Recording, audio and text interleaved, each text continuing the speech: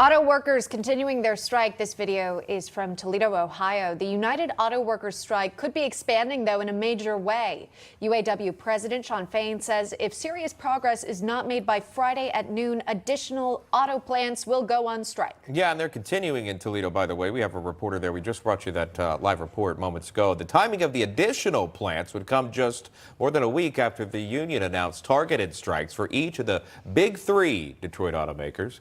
As a result, around 13,000 workers took to the picket lines, right around there.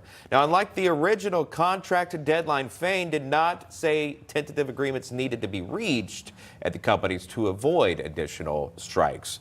But still, it is happening now. Tony Totty is the president of UAW Local 14, which is not currently on strike, but is supporting other plants that are. Tony, thank you for coming on here. You're in Toledo, Ohio. We were just showing some of those picketing out there where local UAW members are striking against Stellantis, the Jeep manufacturer. Can you, as we see this video here, can you talk a little bit about the mood in Ohio, the people that are out there now, and then why you chose not to get involved just yet? Good morning, Shauna. Thank you for having me. Yeah, we're, supporting our fellow members right across town as they supported us in 2019 when we went out on our 40-day strike for General Motors. That was a nationwide strike. This is different. It's a targeted selection. All of our big three facilities, local unions, were ready to walk last Thursday, and Shawn Fain, our president, selected the three. And it looks like he's ready to select more if we don't get the start of a fair deal at the table. The big three really drug their feet on these negotiations.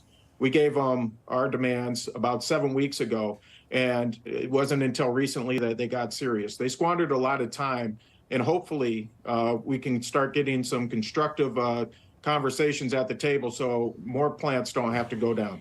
And that's an increased pay.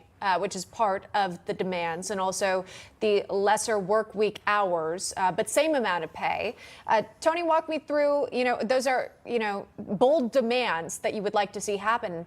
But is there something that ultimately you'd be willing to take if these folks would meet you at the negotiating table?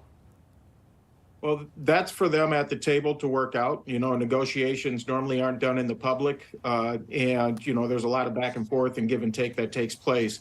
We're pretty hard on the increase in salary, though. If you look at the CEO compensation, Mary Barra made $29 million last year and 34% increase in her wages in that same 4-year time frame that we're looking back.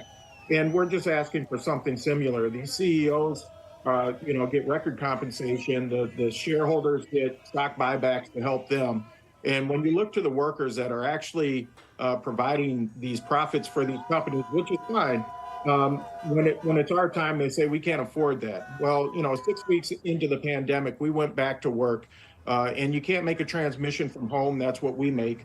We're just asking for a fair deal. Our contracts are still broken from the bankruptcy restructuring that we faced 10 years ago. And these corporations are making record profits, and all we're asking for is our fair share. I wanted to read this to you. The big three automakers are defending their offers extended to the UAW. This is what they said in a statement. Stellantis saying, quote, "Our goal is to secure a sustainable future that provides all our UAW represented employees with an opportunity to thrive in a company that will be competitive during the automotive industry's historic transformation," end quote there. You would assume they're referring to green energy, electric vehicles. Can you talk a little bit about that and how that affects the industry? They're for-profit companies, and they're making investments now, so they'll reap the rewards of their investment in this new technology. Here at Toledo, we got a $760 million investment to make electric drive units. And some people are saying, oh, well, you're going to lose work. Well, that's not the case for us.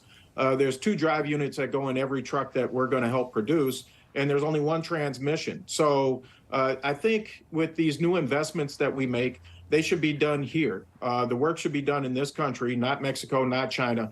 And if the government's going to give subsidies like they did in the Inflation Reduction Act to build batteries, all that work needs to be done in this country.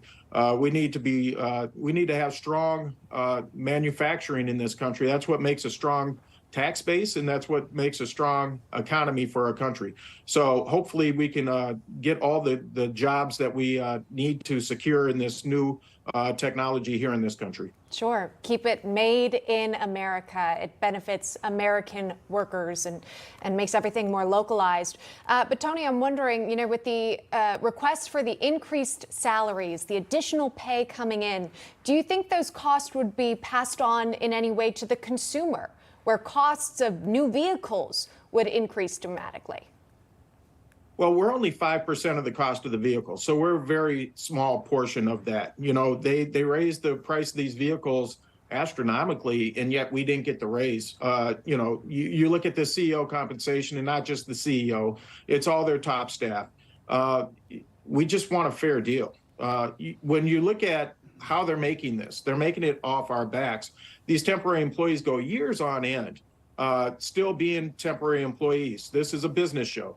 They don't get to invest in their 401ks until they get hired in. So you have some people going 6 years without being able to invest in their future. When you talk about profit sharing checks, and the CEOs always say, oh, well, we give them these profit sharing checks. Well, that's not true for temporary employees. And it's not right for somebody to be working next to somebody, two people, one making $16 an hour, one making $32 an hour, and they expect us to live like this. We're not. If you have a UAW auto job, you shouldn't need two jobs to sustain a family. And that's what's taking place now. And we're done with the bad deals. So hopefully we can get the fair deal that we deserve. Well, Tony, really quickly, we have to go. I know that we do, but we talk a lot about the salary. I don't want to talk about that. I want to ask you why you want a 4-day work week. Well, once again, that's something that they're talking about at the table. There's ways around that also. Maybe it's more vacation time. Yeah. We'll see. All right, we'll leave it right there. Tony Totty, again, joining us from Toledo, Ohio, with the UAW. We appreciate that. Again, not on strike, that chapter specifically. Tony, thank you.